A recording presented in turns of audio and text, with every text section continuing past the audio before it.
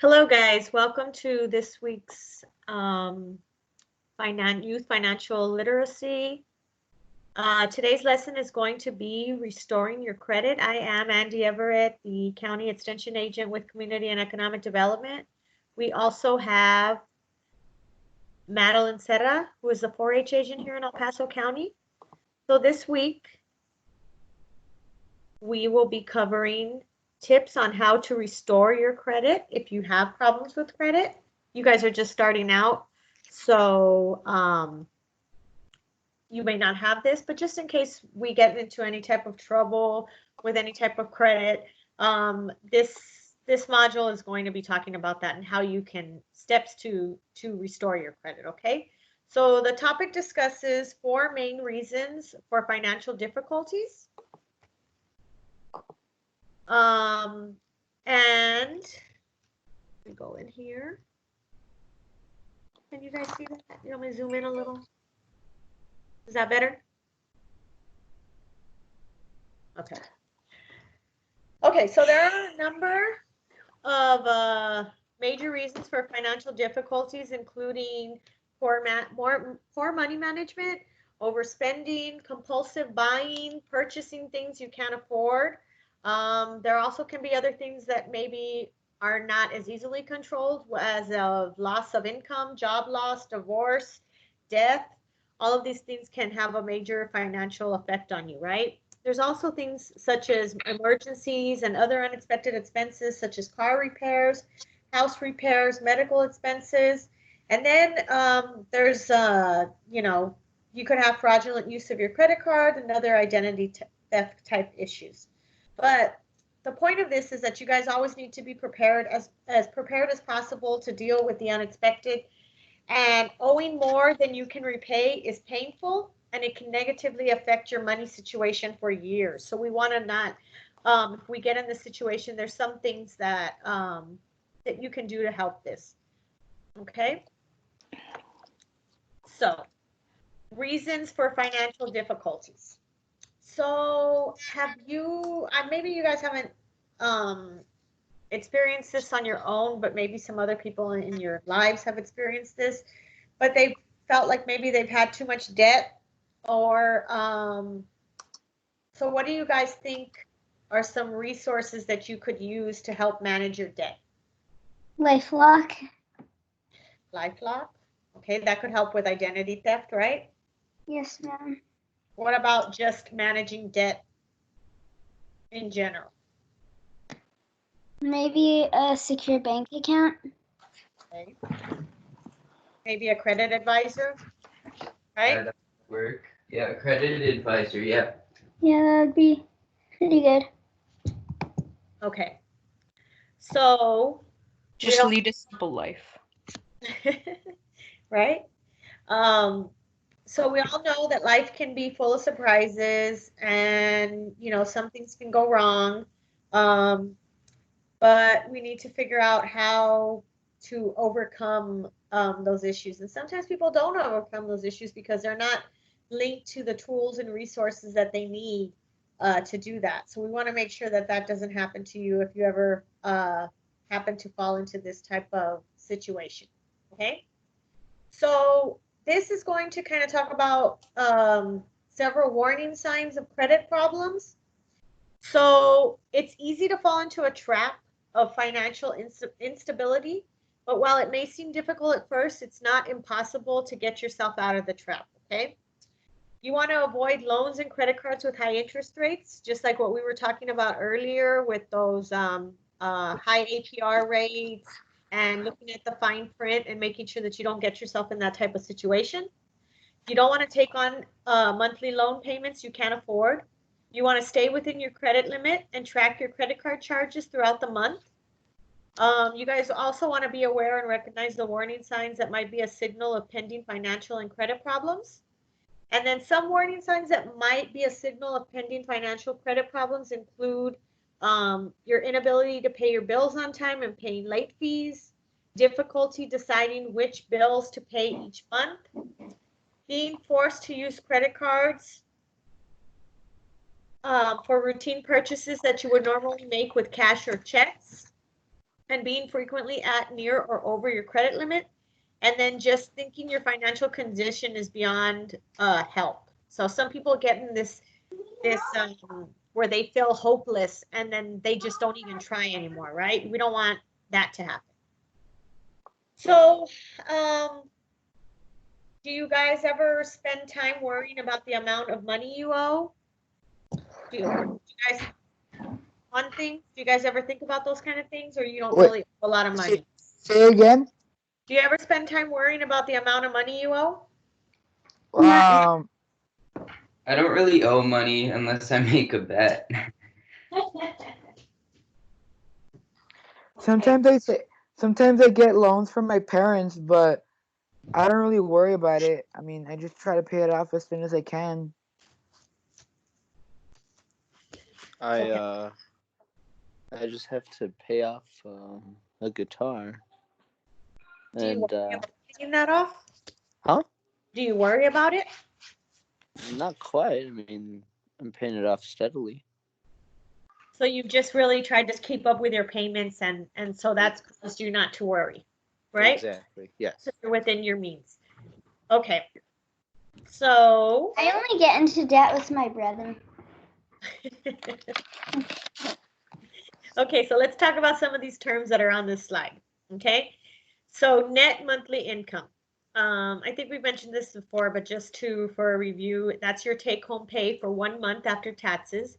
It is the amount of money that you actually receive in your paycheck. And that's not just for 1 month after taxes. That could be depending on how you get paid. If you get paid weekly, bi-weekly, or monthly, then that would be your take-home after taxes, okay? A loan, we've talked about this. I'm not going to get into it. A mortgage, same thing. You guys know what a mortgage is by now. So we want to talk also about how to cope with a financial crisis, okay? Say you get into this situation, how are you going to help yourself out, okay? So before you look at ways to resolve a financial situation, you must first determine and understand the cause, okay? What happened? How did I get here, right? And not all expenses are created equal. There are certain bills that need to be paid before others, okay?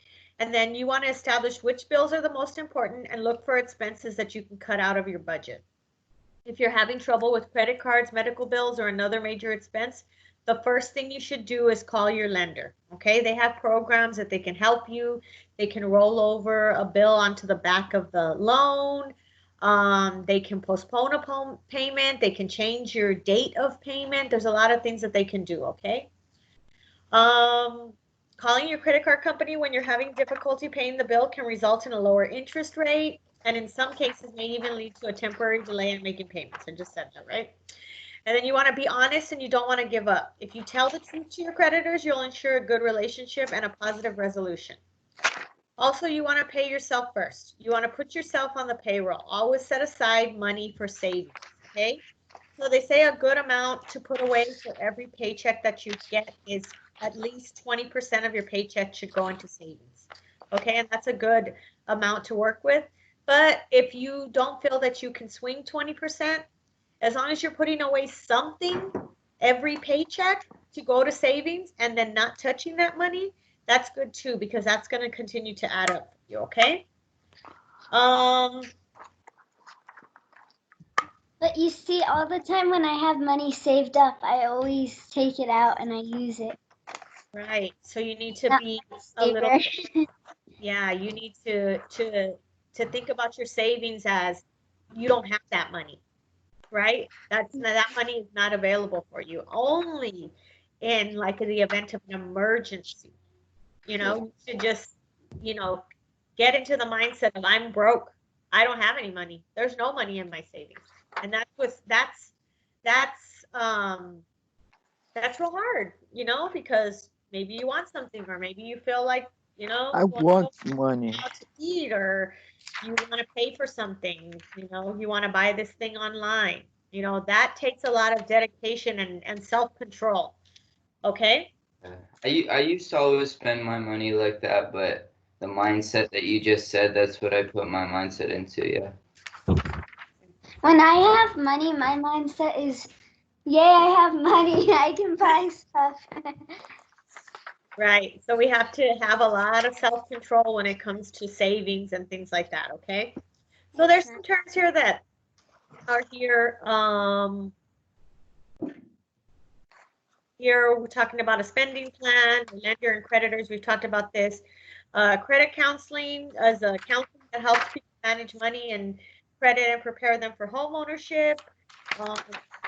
There's HUD-approved housing counseling agencies. So, you know, ways to rebuild your credit, to develop a spending plan and make sure that you stick to that spending plan. We talked about this.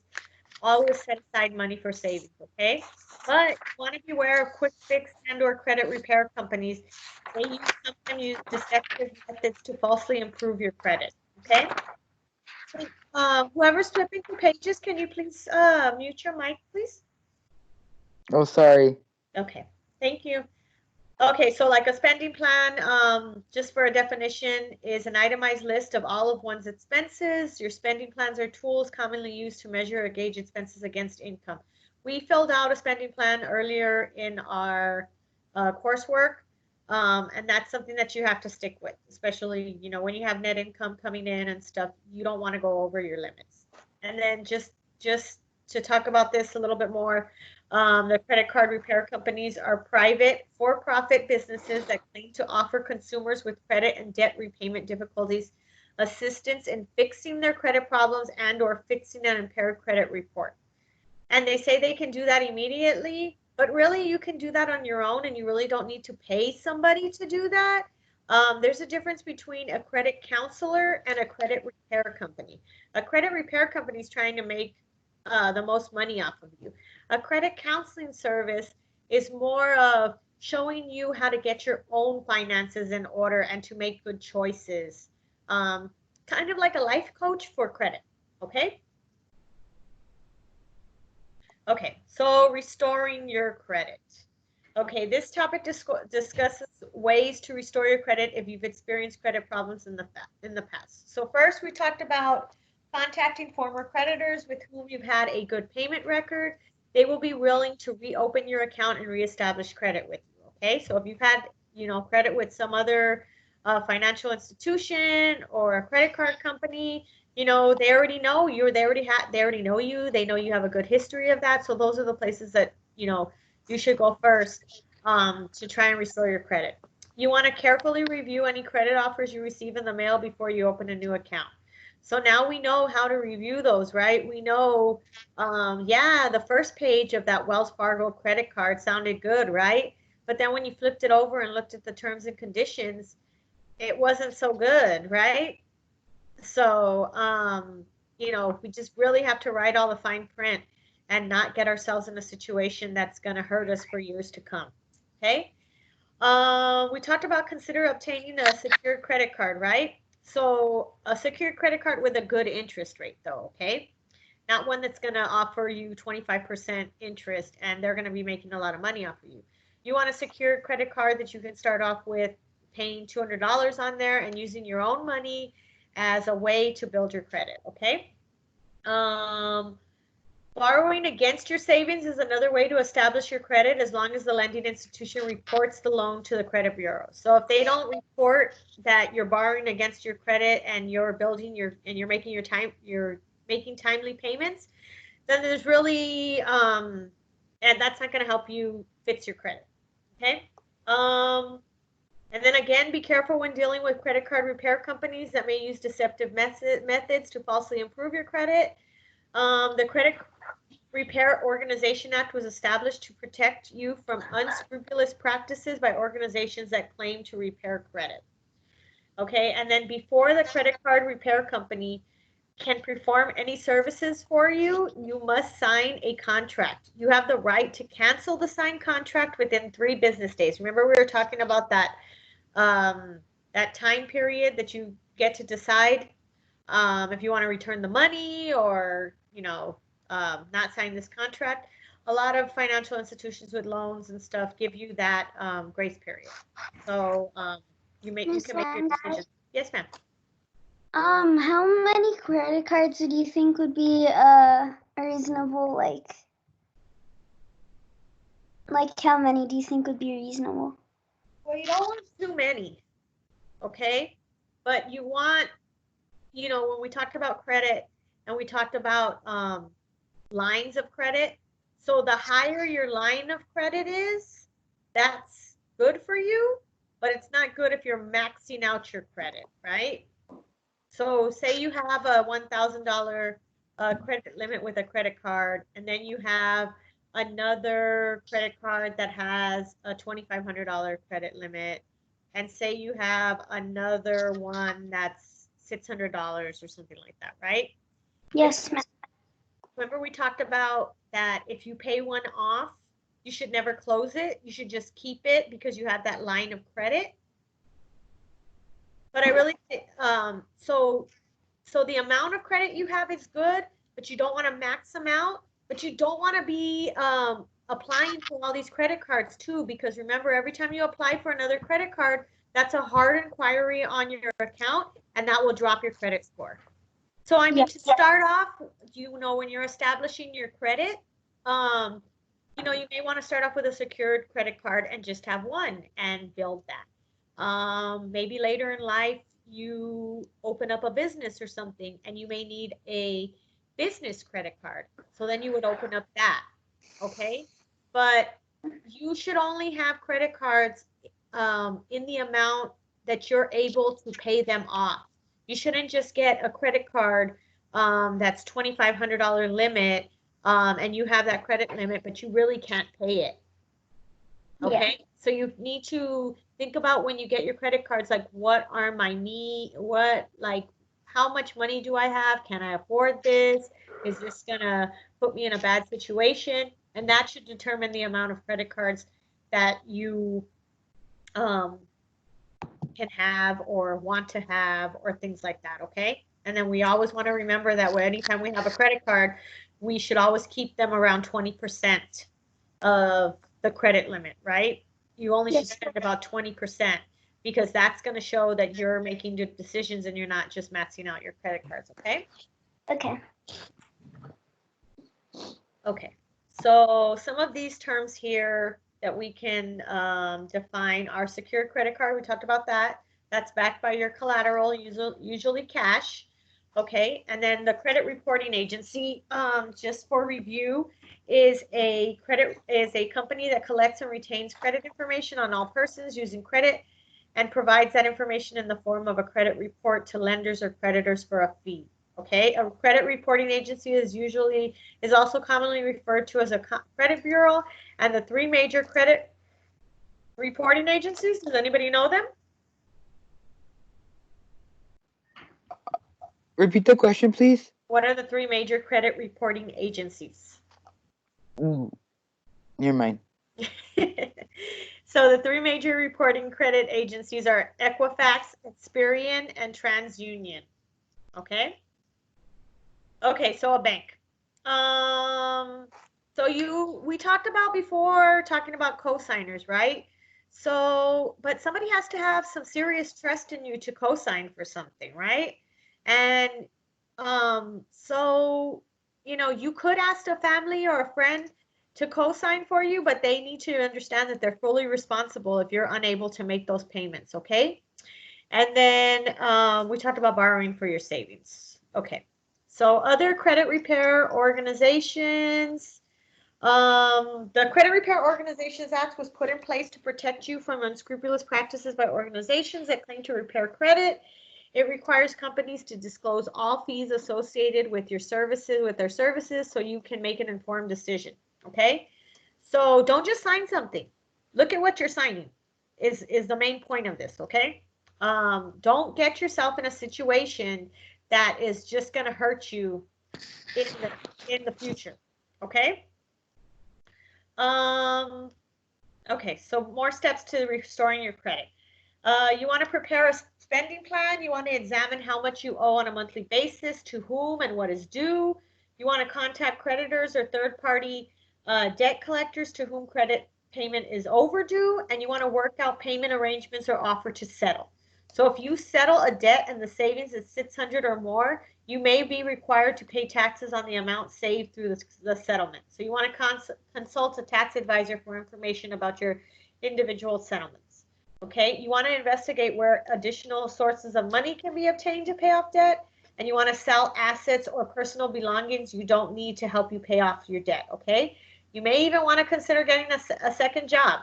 Okay, if you get in that type of credit situation, which we've informed you with a lot of information, that hopefully you don't get yourself in this situation. So here we are for a knowledge check, and Maddie is going to be doing that for you guys.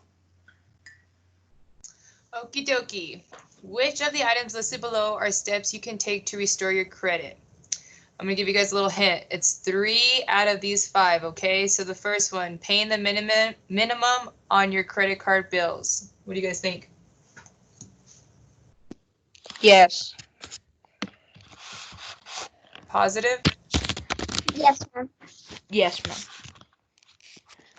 ma'am. Yeah, I'm pretty sure, yeah. Are you sure? Read the question. Okay, which of the items listed below are steps you can take to restore your credit? Paying the minimum on your credit card bills. Wait, no. Make sure you're reading the question carefully, okay? The question again is, which of the items listed below are steps you can take to restore your credit? You think paying the minimum on your credit card bills is going to help you restore the good credit? Sorry, No. sorry to interrupt, but I would say 2, 3, and 5. What do you guys think? Yes. I think 1, 2, and 3, yeah. 1, 2, and 3, okay. Kiara? I think 1, 2, and 3 also, ma'am. I'm agreeing with Brock here. You agree with Brock, Jacob? Yes. What about you, Dominic?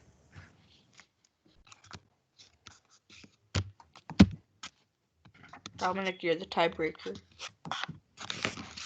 Okay, I don't think he can get on. Anyways, okay, we'll move on, okay, because we're running short on time. Okay, but who's right? I'm going to read it to you. I'm going to give you the correct answers. So the correct answers are preparing a spending plan, which was number 2, contacting creditors to work out payment arrangements, which was number 3, okay, selling assets or personal belongings you do not need. That was number 5. So Jacob and Brock, nicely done. Almost there. Almost got it, Kiara and Robert. Almost got it. All right. Okay, so the next one, next knowledge check, true or false? Poor money management and loss of income are 2 of the major reasons for financial difficulties. True. Yes, of course. True. Good job. Can anyone hear me? Poor money management and loss of income are 2 major reasons for financial difficulties. In addition, emergency and or unexpected expenses, defective goods and services, and fraudulent use of your credit card identity theft, okay, that's what that means, are major reasons for financial difficulties. Okay? Good job, guys. Okay. Dominic, I heard you trying to chime in. I could hear you. I couldn't hear him, cool. sorry. Okay. Something was going on with my mic. Okay, no worries. Okay, so we're at the end of the module, so congratulations. So the goal of this module was to help you prepare for the unexpected by offering tips on how to most effectively deal with financial difficulties and providing you with several tools to help you build back good credit and your credit rating. Okay. We're gonna have a small, short homework. It's just gonna be a circling some credit pitfalls, or what are some credit risks. It's going to be quick, but I thank you guys all for attending today's session, and we will see you next week. Thank you.